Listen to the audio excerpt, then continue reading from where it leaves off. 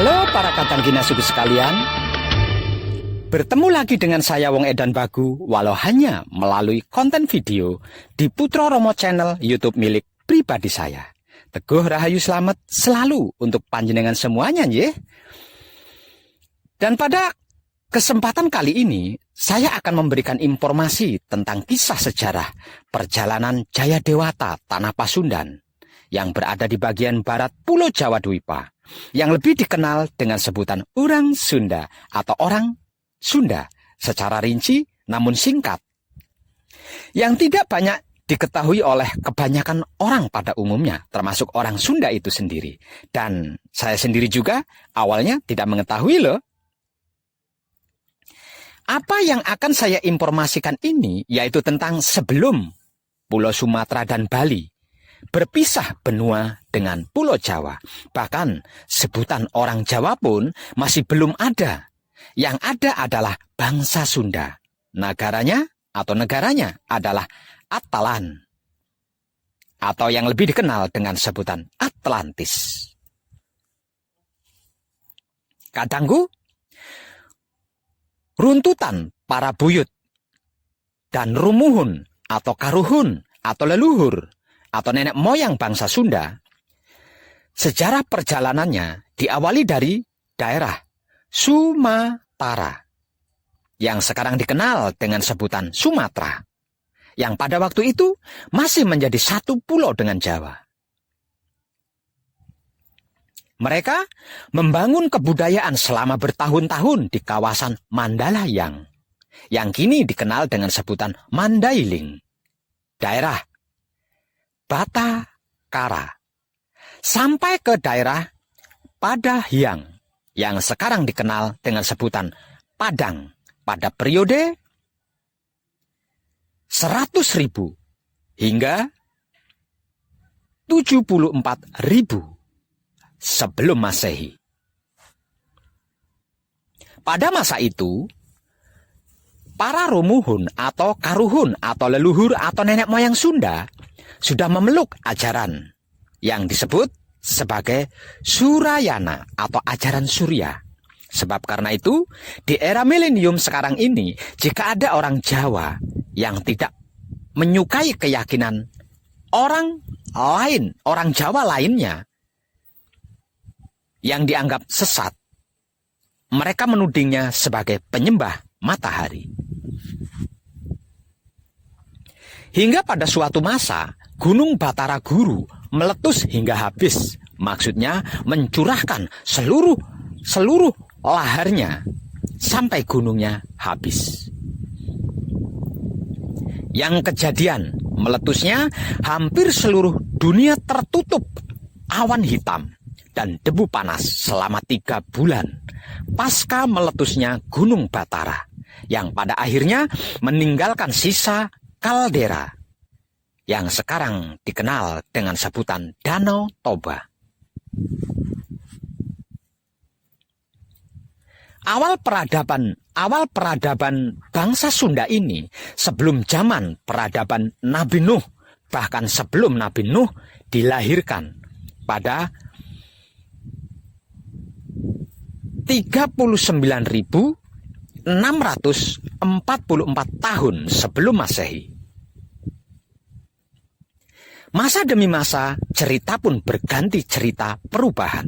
Pusat kebudayaan bangsa Sunda yang disebut Mandalahyang bergeser ke arah selatan, tepatnya di lereng Gunung Sunda atau Gunung Karakatau, yang sekarang dikenal dengan sebutan Gunung Krakatau. Pada saat itu belum dikenal konsep negara, namun lebih ke konsep wangsa atau bangsa, kalau istilah sekarangnya. Dan wilayah Mandalayang pada masa itu dikenal sebagai Buana Nguncung karena terletak di dataran tinggi, yaitu Gunung Krakatau. Sedangkan Mayapada atau Jagat Raya disebut sebagai Buana Agung dan Buana Alit atau Jagat Gede dan Jagat Alit. Puncak Pertala Di Buananguncung, Gunung Sunda atau Krakatau dijadikan Mandahalayang. Begitu juga dengan gelar Batara Guru yang menggantikan Patilasan atau bekas tempat yang sudah hilang atau menghilang. Pada masa inilah kehidupan Wangsa Sunda atau bangsa Sunda menunjukkan kemajuannya yang sangat luar biasa, baik tentang perkembangan budaya maupun teknologi di darat dan di laut. Hingga tempat ini dijuluki sebagai Buana Atta, yang artinya buana atau jagat yang kokoh, tidak bergeming, dan bangsa luar menyebutnya sebagai Atalan atau Atlantis. Di zaman inilah sejarah para Pandawa yang tak lain dan tak bukan adalah para amiluhur hebat kita membangun Kedaton Indraprasta yang dikisahkan dalam kitab Mahabharata pada 8.984 hingga 8.900 tahun sebelum Masehi. Namun sayang, kemajuan yang luar biasa ini yang terjadi di dalam kawasan Kedaton Indraprasta ini yang hampir menyaingi Kedaton Astinapura milik bangsa Kurawa terhenti segala aktivitasnya ketika Gunung Sunda atau Krakatau yang sekarang dikenal sebagai Krakatau meletus. Untuk menyelamatkannya dari kehancuran, lalu para amiluhur kita ini melenyapkan Kedaton Indraprasta dari kasat mata. Akibatnya, dari ledakan mahadasat Gunung Krakatau ini mengakibatkan banjir bandang besar dan menghancurkan hampir seluruh bahkan negara luar negeri.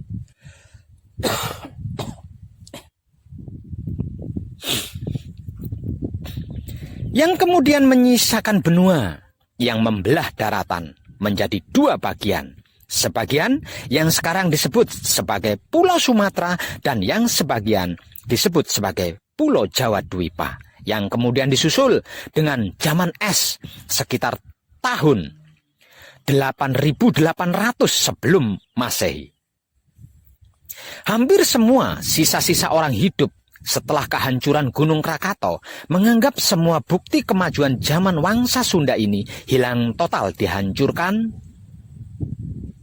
dan ditelaah Samudra Krakatau. Padahal tidak seperti itu. Memang hilang total dari kasat mata, namun hilangnya bukan karena kehancuran Krakatau, melainkan karena sengaja dilenyapkan. Dan tidak lama lagi, kota Atlantis ini akan kembali muncul untuk melanjutkan peradaban kehidupan lama yang tertunda, menggantikan kehidupan sekarang yang telah kehilangan identitas wangsanya. Setelah kejadian itu, kemudian Wangsa Sunda atau bangsa Sunda membangun lagi peradaban baru dengan sebuah kerajaan yang kasat mata, yang kemudian mengangkat seorang raja, Sangyang Tambleg Meneng, putra Sangyang Watugunung, Ratu Agung Manikmaya, sebagai pemimpin kerajaan bergelar Prabu Sindu, yang kemudian mengajarkan kepercayaan Sundayana, yaitu Sindu Sandi Sunda, yang pengajarannya menyebar dan tersebar hingga ke mancanegara sekitar 5.000 tahun sebelum Masehi. Perjalanan Prabu Sindu ke negara Jepang membuat ajarannya dikenal dengan sebutan Shinto, ajaran surya atau ajaran matahari. Bahkan ajaran tersebut dijadikan bendera bangsa.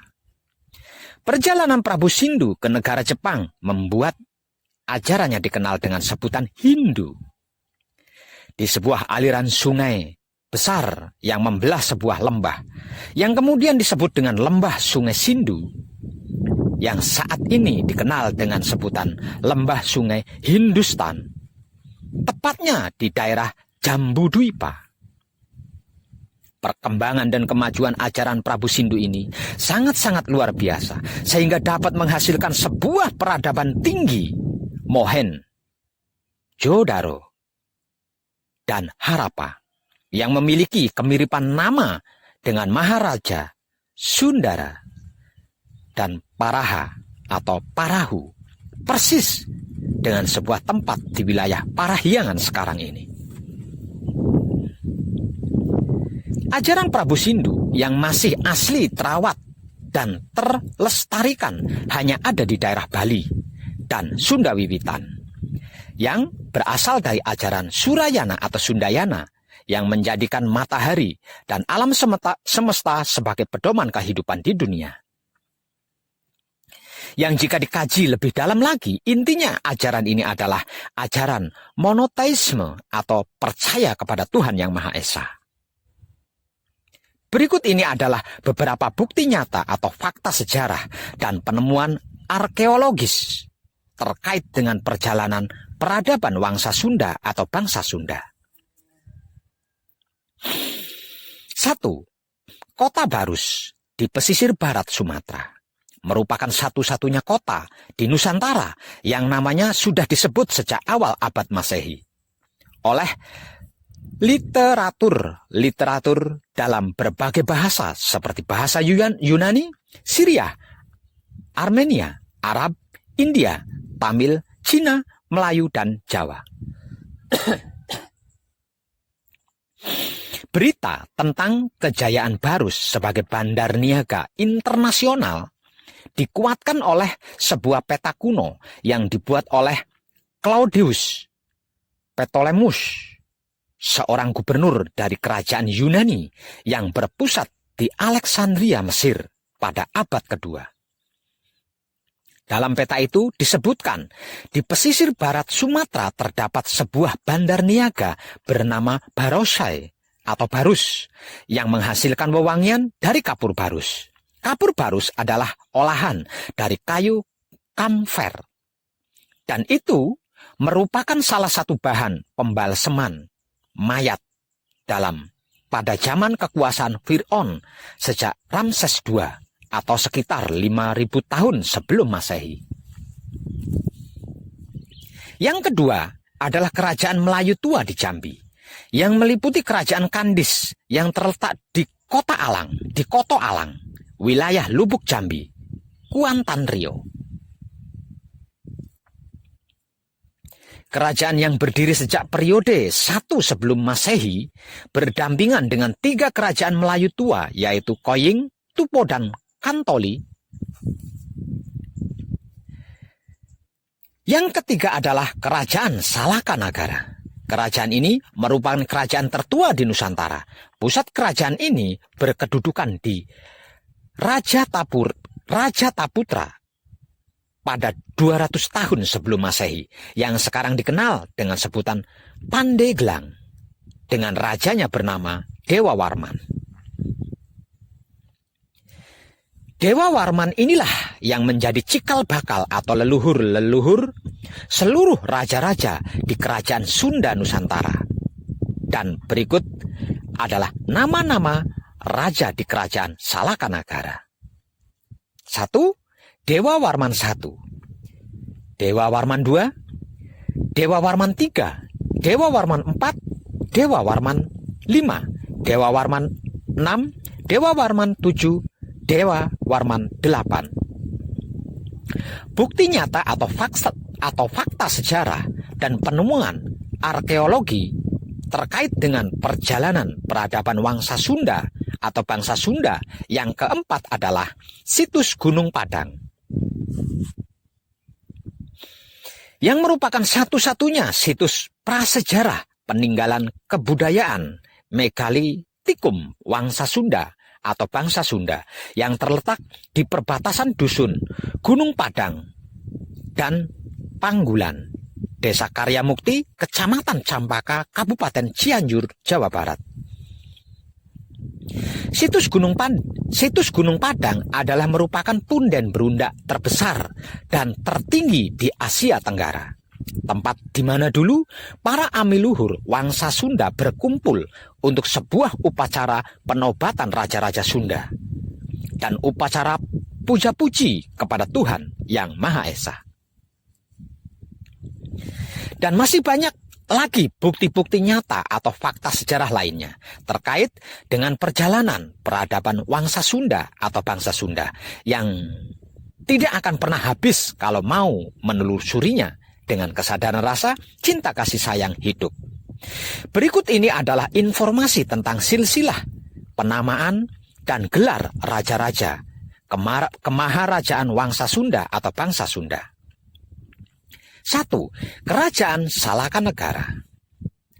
Dewa Warman I, Dewa Warman II, Dewa Warman III, Dewa Warman IV, Dewa Warman V, Dewa Warman VI, Dewa Warman VII, dan Dewa Warman VIII. Yang kedua, Kerajaan Tarumanagara. 1.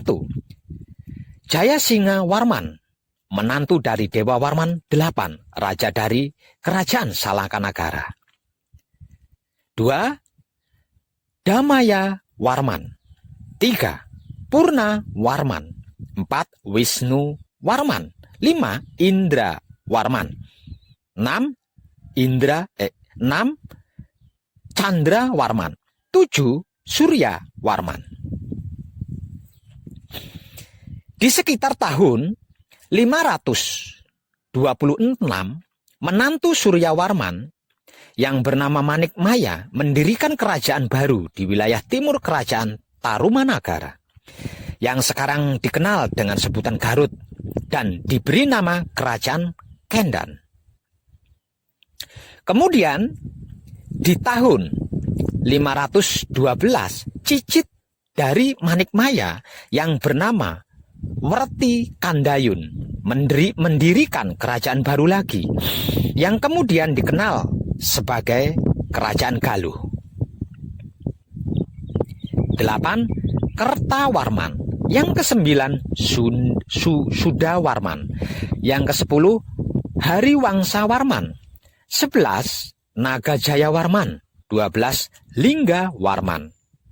Putri Lingga Warman yang bernama Soba Kancana menikah dengan Dapunta Hyang Sri Jayanasa yang kemudian mendirikan kerajaan Sriwijaya. Sedangkan putrinya yang bernama Manasih menikah dengan Tarusbawa yang melanjutkan kerajaan Tarumanagara yang berganti menjadi Kerajaan Sunda. Karena Tarusbawa merubah nama kerajaan Tarumanagara menjadi Kerajaan Sunda, maka Werti Kandayun pada tahun 612 menyatakan bahwa Kerajaan Galuh adalah kerajaan yang berdiri sendiri, bukan di bawah kekuasaan Kerajaan Sunda. Walaupun sebenarnya kerajaan-kerajaan tersebut diperintah oleh garis keturunan yang sama, yaitu satu bapak dan satu ibu yang sama, hanya ibu kotanya saja yang berpindah-pindah, yaitu Sunda, Pakuan, Galuh, Kawali, dan Saunggalah. Yang perlu diketahui di sini adalah Dapunta yang Sri Jayanasa, keponakan dari Dapunta yang Sailendra, bapak kandung Ratu Sima dari Kerajaan Kalingga. Dan berikut ini adalah raja-raja di Kerajaan Sunda, Pakuan, Galuh, Kawali, dan Saunggalah. Pertama, Tarusbawa. Yang kedua, Sanjaya atau Haris Dharma atau Rakean Jamri adalah menantu dari Tarusbawa yang menikah dengan putrinya bernama Sekar Kancana atau Teja Kancana. Karena anak lelaki Tarusbawa meninggal pada usia remaja, maka tahta kerajaan Sunda jatuh pada Sanjaya sebagai menantunya. Ibu dari Sanjaya adalah Dewi Sanaha, putri dari Rahyang Mandi Minyak raja kedua dari kerajaan Galuh, yang menikah dengan Dewi Parwati, putri dari Ratu Sima dari kerajaan Kalingga. Artinya, Sanjaya adalah cicit Ratu Sima dari kerajaan Kalingga dari pihak ibu. Ayah dari Sanjaya adalah Bratasenawa atau Prabu Sana, anak dari Rahyang Mandi Minyak. Dari sini sedikit ribet atau bulet karena ibu kandung Sanjaya atau Dewi Sanaha dan bapak kandung Sanjaya atau Bratasenawa adalah satu bapak, yaitu Rahyang Mandi Minyak. Artinya Bratasenawa dan Dewi Sanaha ini kakak beradik, hanya saja berlainan ibu atau beda ibu, yang kemudian diangkat menjadi Raja Galuh ketiga, menggantikan Rahyang Mandi Minyak bapaknya. Dengan ini, berarti Sanjaya adalah cicit dari Werti Kandayun, pendiri kerajaan Galuh dari pihak bapak. Sebelum Ratu Sima mati, kerajaan Kalingga dibagi dua. Sebagian disebut kerajaan Kalingga Utara atau Bumi Mataram, yang diwariskan kepada putrinya bernama Parwati dan menantunya yaitu Rahyang Mandi Minyak. Dan sebagian disebut Kalingga Selatan atau Bumi Sambara, yang diwariskan kepada putranya bernama Rakyan Narayana. Artinya, Rahyang Mandi Minyak juga menjadi raja di Kalingga Utara sejak tahun 695 hingga lengser Kaprabon pada tahun 709.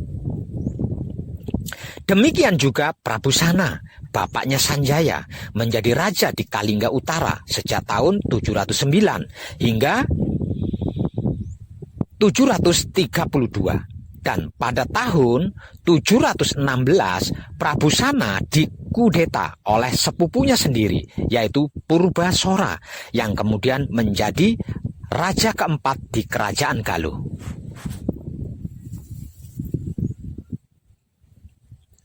Bratasenawa atau Prabu Sana dan istrinya Dewi Sanaha, orang tua Sanjaya, juga Sanjaya, kemudian tinggal menetap di Kalingga Utara atau Bumi Mataram.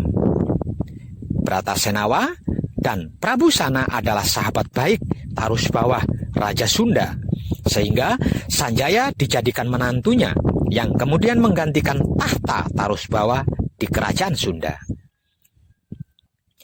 Karena masih menyimpan sakit hati kepada Purbasora, Raja Galuh, yang telah mengkudeta ayahnya, maka pada tahun 723 Sanjaya melancarkan serangan ke kerajaan Galuh dan Purbasora dapat dikalahkan, yang kemudian Sanjaya dinobatkan sebagai Raja Sunda Galuh. Namun sayang, Sanjaya menjadi Raja Sunda Galuh tidak lama, hanya 9 tahun saja, karena pada tahun 732 diminta orang tuanya untuk menjadi pewaris tahta kerajaan Kalingga Utara atau Bumi Mataram. Kemudian tahta kerajaan Sunda Galuh diserahkan kepada putranya yang bernama Tamperan Barmawijaya. Di bawah kekuasaan Sanjaya, kerajaan Kalingga Utara bisa berkembang pesat hingga wilayah kekuasaannya meluas dan namanya diubah menjadi Kerajaan Medang atau Mataram kuno. Pada masa ini, kerajaan Sunda Galuh dan Medang atau Mataram kuno berada di bawah kekuasaan bapak dan anak.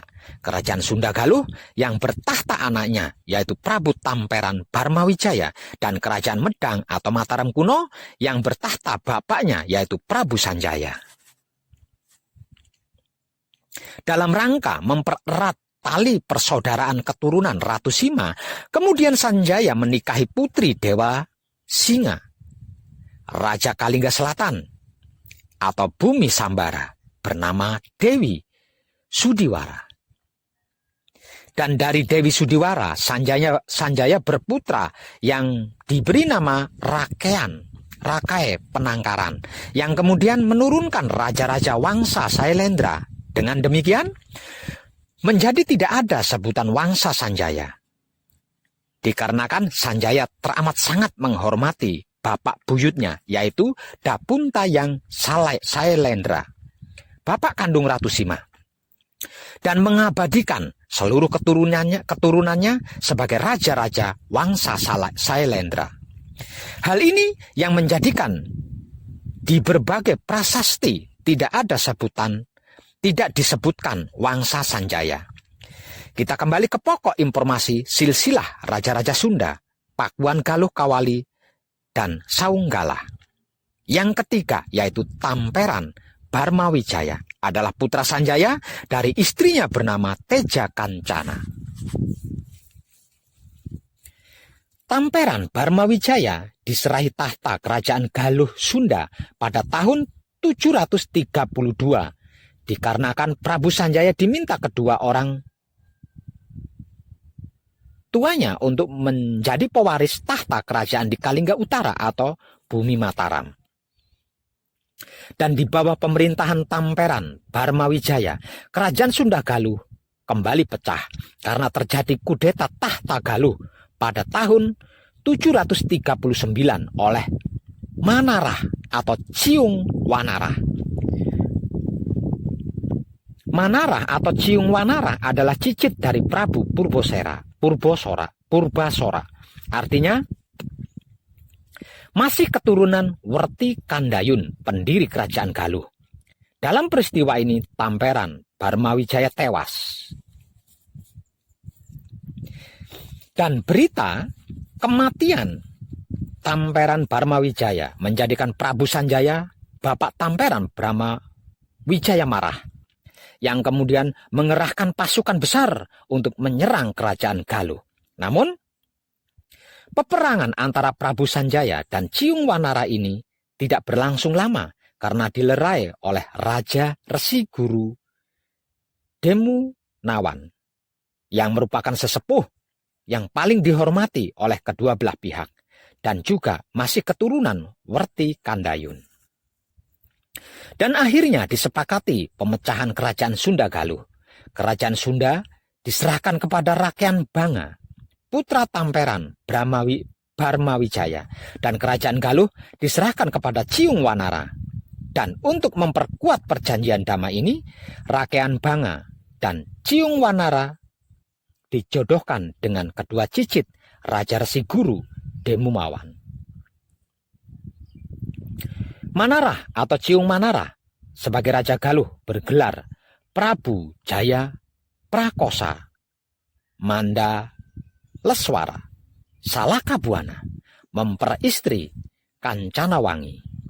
Rakean Banga sebagai Raja Sunda bergelar Prabu Kertabuana Yasawiguna Aji Mulya dan memperistri Kancanasari, adik Kancanawangi. Dan yang menjadi Raja Sunda keempat berikutnya adalah Rakean Banga, putra Sanjaya. Setelah pecahnya kerajaan Sunda Galuh mulai dari tahun 739 hingga tahun 766, Raja Sunda kelima adalah Rakean Medang Prabu Hulu Kujang. Keenam, Prabu Giling Wesi. Ketujuh, Prabu Pucuk Bumi Darmeswara. 8, Prabu Gajah Kulon atau Rakean Wuwus. Dan pada masa pemerintahan Prabu Gajah Kulon inilah tahta kerajaan Galuh diserahkan dari Prabu Lingga Bumi, cicitnya Manarah atau Ciung Manarah, kepada suami adiknya yaitu Prabu Gajah Kulon, Raja Sunda. Sejak itu kerajaan Sunda dan Galuh kembali disatukan menjadi kerajaan Sunda Galuh termasuk kerajaan Saunggala. Raja Sunda Galuh yang ke-9 berikutnya adalah Prabu Dharma Raksa. Yang ke-10 Windu Sakti bergelar Prabu Dewageng. 11, Rakean Kemuning Gading bergelar Prabu Pucuk Wesi. Ke-12, Rakean Jayagiri bergelar Prabu Wanayasa. Ke-13, Prabu Resi Atmaya Dharma Hariwangsa. Yang ke-14, Limbur Kancana. 15, Prabu Munding Ganawirya. 16 Prabu Jayagiri Rakean Wulung Gadung. 17 Prabu Brajawisesa.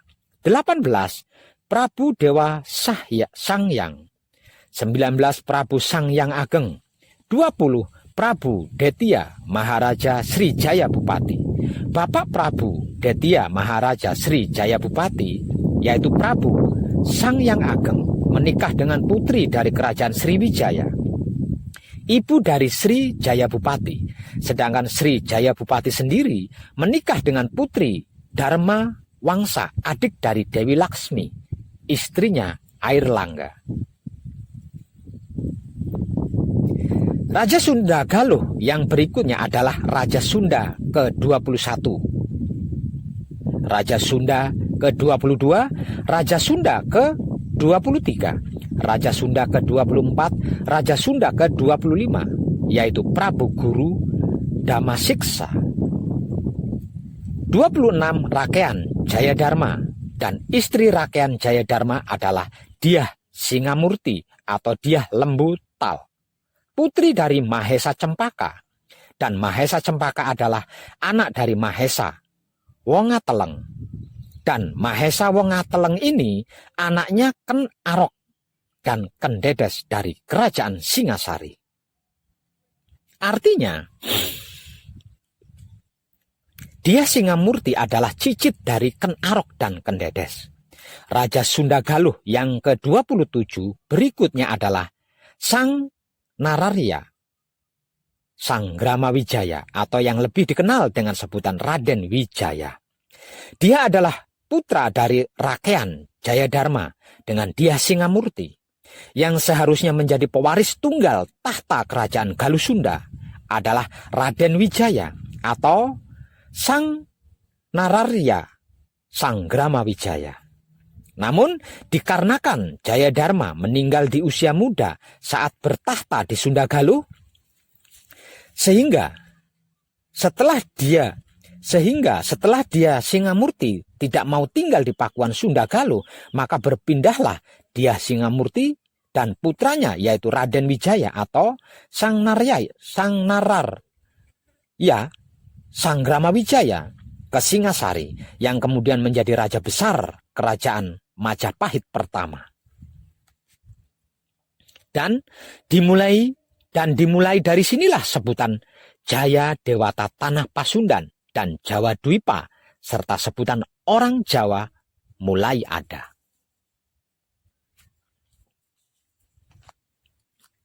Kemudian tahta kerajaan Sunda Galuh pun berlanjut ke raja yang ke-28, yaitu Prabu Ragasuci. Prabu Ragasuci adalah adik dari Rakean Jayadharma, pakleknya Raden Wijaya atau Sang Nararya Sanggrama Wijaya, yang dinobatkan sebagai Raja Sunda Galuh ke-28 setelah Dyah Singamurti membawa serta keturunan tunggal dari Rakean Jayadharma, Raja Sunda Galuh, yaitu Raden Wijaya atau Sang Nararya Sanggrama Wijaya ke Singasari. Istri Prabu Ragasuci bernama Dara Puspa, putri dari kerajaan Melayu.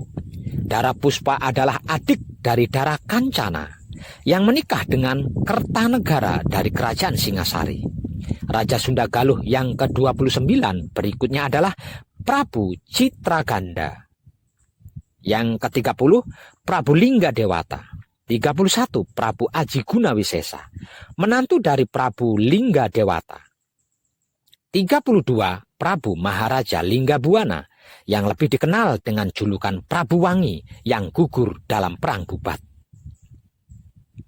33 Prabu Mangkubumi Suradipati atau Prabu Bumisora, adik Prabu Lingga Buana. Yang ke-34 Prabu Raja Wastu atau Niskala Wastu Kancana, anak dari Prabu Lingga Buana atau Prabu Wangi. Istri pertama Prabu Lingga Buana atau Prabu Wangi bernama Lara Sarkati, memiliki anak bernama Sang Haliwungan. Setelah menjadi Raja Sunda, bergelar Prabu Susuk Tunggal. Istri kedua Prabu Lingga Buana atau Prabu Wangi bernama Mayang Sari. Putri sulung Prabu Mangkubumi Suradipati atau Bumi Sora memiliki anak bernama Ningrat Kancana. Setelah menjadi Raja Galuh, bergelar Prabu Dewa Niskala. Setelah Prabu Raja Wastu meninggal, kerajaan dipecah lagi menjadi dua bagian dengan hak dan wewenang yang sama. Prabu Susuk Tunggal menjadi raja di kerajaan Sunda dan Prabu Dewa Niskala menjadi raja di kerajaan Galuh. Putra Prabu Dewa Niskala bernama Jaya Dewata mula-mula menikah dengan Dewi Ambetkasih, putri dari Ki Gedeng Sindangkasih, yang kemudian menikah lagi dengan Dewi Subang Larang, putri dari Ki Gedeng Tapa, Raja Singapura. Kemudian menikah lagi dengan Kentring Manik Mayang Sunda, putri Prabu Susuk Tunggal. Dan pada tahun 1482, Prabu Dewa Niskala menyerahkan tahta kerajaan Galuh kepada putranya Jaya Dewata. Demikian juga dengan Prabu Susuk Tunggal menyerahkan tahta kerajaan Sunda kepada menantunya Jaya Dewata sebagai penguasa kerajaan Sunda, dan Galuh bergelar Sri Baduga Maharaja Prabu Siliwangi. Dan penyatuan dua kerajaan besar Sunda dan Galuh ini berganti menjadi Pakuan Pajajaran. Dan berikut ini silsilah raja-raja di kerajaan Pakuan Pajajaran Tanah Pasundan. Satu atau yang pertama adalah Jaya Dewata atau Sri Baduga Maharaja Prabu Siliwangi. Dan pada masa inilah kerajaan Pakuan Pajajaran mengalami kemajuan dan kemakmuran yang sangat luar biasa. Bahkan disebut-sebut setara dengan kejayaan Kedaton para Amiluhur sebelum Gunung Sunda atau Krakatau meletus, yaitu Atalan atau Indraprasta yang lebih dikenal dengan sebutan kota Atlantis. Yang tidak lama lagi akan kembali muncul ke dunia kasat mata dengan ratunya yang adil bijaksana, yang populer berjuluk Imam Mahdi. Roda kehidupan pemerintahan yang akan diemban oleh Ratu Adil ini diharuskan berjalan lancar tanpa hambatan dan kendala apapun. Sebab dia adalah sang penggenap firman Tuhan. Dan untuk menghapus semua hambatan dan kendala yang nantinya akan menghambat pemerintahan Ratu Adil, maka para prajurit Satria Paningit lima-limanya Romo diturunkan dan disebar terlebih dahulu di berbagai penjuru dunia dengan masing-masing tugasnya untuk menghalau semua hambatan dan kendala serta rintangannya. Jika tidak bisa diperbaiki, maka terpaksa akan dihancurkan. Dan ini sudah terjadi. Dan saya akan memberikan informasi khusus terkait ini dalam konten video khusus berjudul Mijile Satrio Paningit lima-limane Romo. Sekarang saya akan melanjutkan pokok informasi video yang ini dulu. Jadi kita kembali ke selanjutnya. Kerajaan Pakuan Pajajaran dimulai dari Sang Raja Jaya Dewata atau Sri Baduga Maharaja Prabu Siliwangi sebagai raja pertama Pajajaran yang memerintah selama 39 tahun mulai dari 1474 hingga 1513 dengan 2 kali penobatan. Yang pertama ketika menerima tahta kerajaan Galuh dari ayahnya, yaitu Prabu Dewa Niskala bergelar Prabu Guru Dewa Pranata. Yang kedua ketika menerima tahta kerajaan Sunda dari mertuanya, yaitu Prabu Susuk Tunggal bergelar Sri Baduga Maharaja. Dan di kerajaan Sunda Galuh yang sudah berganti menjadi Pajajaran bergelar Sri Baduga Maharaja Sang Ratu Dewata. Oh my God, nenek moyang leluhur kita yang satu ini bahkan mendapat julukan sebagai manusia setengah dewa. Maksudnya dewa yang menjelma menjadi manusia. Sri Baduga Maharaja Sang Ratu Dewata alias Prabu Siliwangi, raja pertama Pakuan Pajajaran, mempunyai beberapa putra dan putri dari beberapa orang istri, masing-masing sebagai berikut.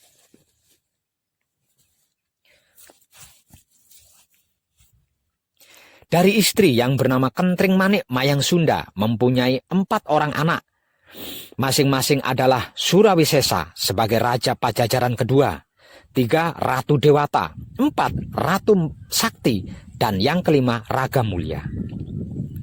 Dari istri yang bernama Subang Larang mempunyai 3 orang anak, masing-masing yaitu 1 Raden Kiang Santang, 2 Raden Walang Sungsang, dan yang ketiga Rara Santang.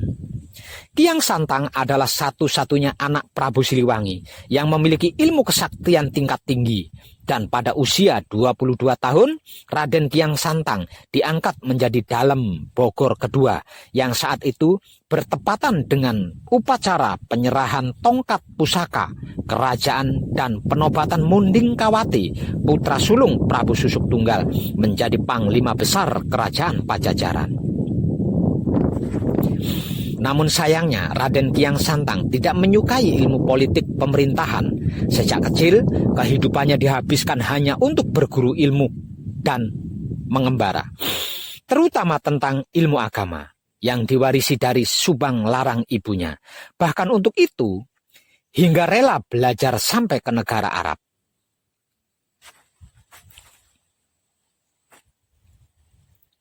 Sedangkan adiknya Raden Walang Sungsang mengembara ke pesisir utara Pajajaran yang sekarang disebut sebagai Cirebon. Cirebon adalah daerah warisan Raden Walang Sungsang dari mertuanya yaitu Ki Danusela, sedangkan daerah sekitar Cirebon diwarisinya dari kakeknya yaitu Ki Gedeng Tapa, bapak Subang Larang ibunya. Dan Raden Walang Sungsang sendiri dinobatkan oleh Sri Baduga Maharaja Sang Ratu Dewata alias Prabu Siliwangi untuk menjadi penguasa wilayah pesisir utara Pajajaran dengan gelar Sri Manggana. Berkedaton Pakungwati di Cirebon yang kemudian dikenal dengan julukan Pangeran Cakrabuana. Adapun adik bungsunya yaitu Rara Santang mengembara hingga ke wilayah Sumatera untuk belajar agama Islam sampai ke Timur Tengah dan menjadi selir raja di kerajaan Mesir dan mempunyai 2 orang putra yang masing-masing bernama 1 Sarip Hidayatullah yang kemudian bergelar Sunan Gunung Jati ketika dinobatkan sebagai Raja Wali Sangha atau Wali Sanga di Kedaton Pakungwati Cirebon. Putra yang keduanya adalah Sarip Nurullah yang mewarisi tahta kerajaan dari bapaknya di kerajaan Mesir. Sedangkan Raden Kiang Santang sekembalinya dari Arab mulai menyebarkan agama Islam di wilayah Pakuan Pajajaran, termasuk di lingkungan istana. Hingga pada suatu ketika Raden Kiang Santang berniat mengajak Sang Prabu Siliwangi bapaknya untuk masuk mengikuti agama Islam, dan Sang Prabu pun kaget mengetahui niat anaknya itu. Walaupun Prabu Siliwangi tidak membenci agama apapun, terutama Islam, yang ditawarkan Raden Kiang Santang putranya, beliau lebih memilih kepercayaan dari para amiluhurnya, yaitu Surayana atau Sundayana, dan menolak ajakan Raden Kiang Santang putranya. Raden Kiang Santang kecewa, begitu juga dengan Sang Prabu Siliwangi, yang tidak pernah mengira kalau putranya akan melakukan itu kepadanya, yang mengait seluruh wangsa Sunda. Konflik antara bapak dan anak pun terjadi. Yang kemudian Raden Kiang Santang bertolak ke Pakungwati Cirebon bergabung bersama kedua adiknya, yaitu Raden Walang Sungsang dan Rara Santang. Juga keponakannya yaitu Sarip Hidayatullah yang sudah dinobatkan sebagai Raja Wali Sangha menjadi Sultan pertama di Kedaton Pakungwati Cirebon. Kemudian secara sepakat pada tanggal 12 bagian terang bulan Citra tahun 1404 Saka atau 1479 Masehi, Sultan Pakungwati Sarip Hidayatullah yang bergelar Sunan Gunung Jati menghentikan pengiriman upeti yang seharusnya diberikan setiap tahunnya kepada Pakuan Pajajaran. Sunan Gunung Jati atau Sarip Hidayatullah adalah cucu Prabu Siliwangi dari putrinya bernama Rara Santang. yang dijadikan Raja Cirebon pertama oleh uaknya bernama Raden Walang Sungsang. Yang tak lain dan tak bukan adalah putra kedua dari Prabu Siliwangi, dari istri Subang Larang, kakak dari Rara Santang. Peristiwa inilah yang menjadikan Sri Baduga Maharaja, sang Ratu Dewata alias Prabu Siliwangi murka, dan pasukan besar segera disiapkan untuk menyerang Kedaton Pakungwati Cirebon. Akan tetapi keberangkatan pasukan tersebut dihentikan oleh Purohita, pendeta tertinggi Keraton Ki Purwa Galih. Karena Sarip Hidayatullah adalah cucunya Prabu Siliwangi sendiri. Dan yang berdiri di belakangnya adalah ketiga anak kandungnya sendiri, yaitu Raden Kiang Santang, Raden Walang Sungsang, dan Rara Santang. Dengan itu, alasan pembatalan penyerangan pun dapat diterima oleh Sri Baduga Maharaja, sang Ratu Dewata alias Prabu Siliwangi. Dan sebaliknya pun, anak-anaknya tetap menghormati sebagai bapak dan kakek dari anak-anaknya. Hingga kemudian ketegangan Pajajaran dan Pakungwati tidak berkembang ke peperangan. Namun di sisi lain, Sri Baduga Maharaja Ratu Dewata alias Prabu Siliwangi tidak senang hubungan dekat Cirebon dengan Kasultanan Demak. Seiring berjalannya waktu, rakyat Pajajaran banyak yang masuk dan mengikuti ajaran Islam yang disebar luaskan oleh kedua putranya, yaitu Raden Kiang Santang dan Raden Walang Sungsang, juga cucunya yaitu Sarip Hidayatullah. Dan ketegangan antara Sri Baduga Maharaja, sang Ratu Dewata alias Prabu Siliwangi, dan Raden Kiang Santang masih terus berlanjut hingga pada suatu masa sang Sri Baduga Maharaja, sang Ratu Dewata alias Prabu Siliwangi mendengar berita bahwa Raden Kiang Santang dan Raden Walang Sungsang serta Sarip Hidayatullah sedang mempersiapkan pasukan besar dibantu pasukan dari Demak hendak menyerang Pakuan Pajajaran untuk memaksa sang Prabu Siliwangi masuk Islam. Karena sang Prabu Siliwangi tidak mau berperang melawan anak-anak dan cucunya sendiri, karena selain tidak akan mendapatkan wibawa apapun, juga demi menjaga nama baik silsilah keturunan Wangsa Sunda, akhirnya beliau memutuskan untuk pergi meninggalkan Kedaton Istana Pakuan Pajajaran. Mendengar Sri Baduga Maharaja, sang Ratu Dewata alias Prabu Siliwangi meninggalkan istana, bergegas Raden Kiang Santang menyusul Sri Baduga Maharaja, sang Ratu Dewata alias Prabu Siliwangi.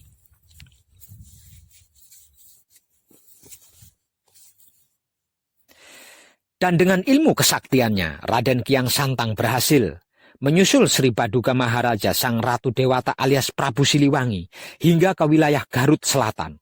Kemudian memaksa Sri Baduga Maharaja untuk mau masuk dan mengikuti ajaran agama Islam. Sedangkan Sri Baduga Maharaja, sang Ratu Dewata alias Prabu Siliwangi tetap kekeh pada ajaran leluhur yang kemudian keputusan akhirnya Sri Baduga Maharaja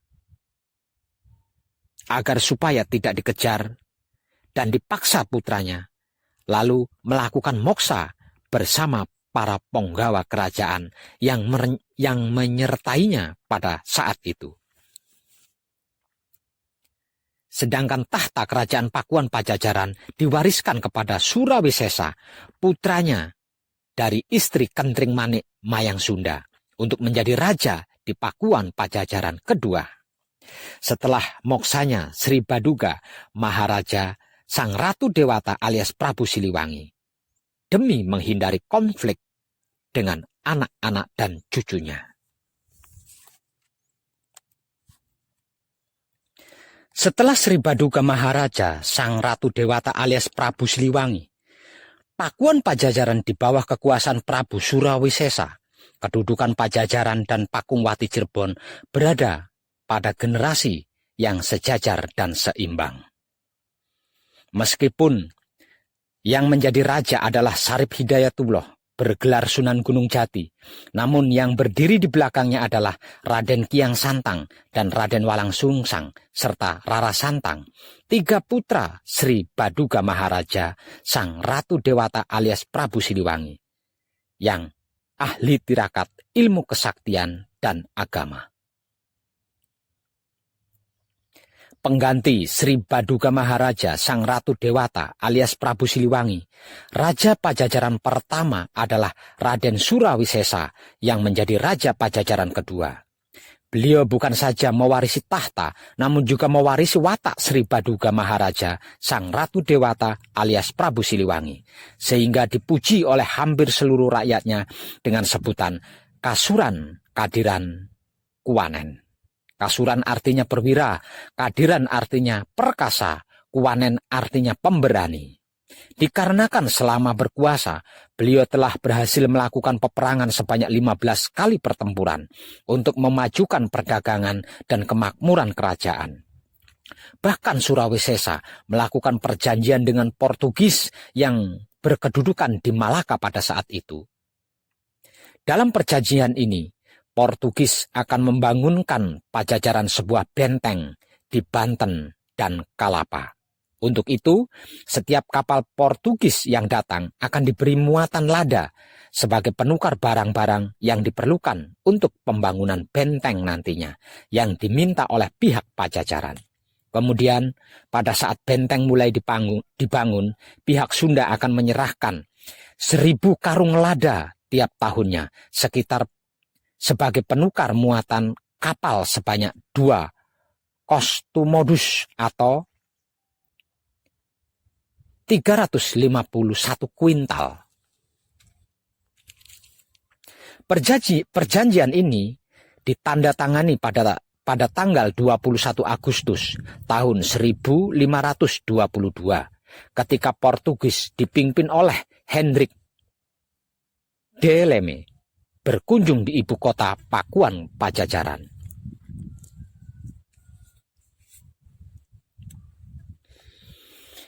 Perjanjian Pajajaran dan Portugis ini sangat mencemaskan Trenggono, Sultan Demak ketiga. Selat Malaka, pintu masuk perairan Nusantara sebelah utara, sudah dikuasai oleh Portugis yang berkedudukan di Pasai dan Malaka. Apalagi Selat Sunda yang menjadi pintu masuk perairan Nusantara bagian Nusantara juga dikuasai Portugis, maka jalur perdagangan laut yang menjadi urat nadi kehidupan Demak akan terancam putus bahkan berhenti. Sultan Trenggono segera mengirim armadanya di bawah pimpinan Fadilah Khan, sang Senopati Demak. Fadilah Khan adalah menantu Raden Patah, sekaligus menantu Sunan Gunung Jati, karena Fadilah Khan memperistri Ratu Pembayun, janda Pangeran Jayakalana, juga memperistri Ratu Ayu, janda Pangeran Sabranglor, Sultan Demak II. Selain itu, Fadilah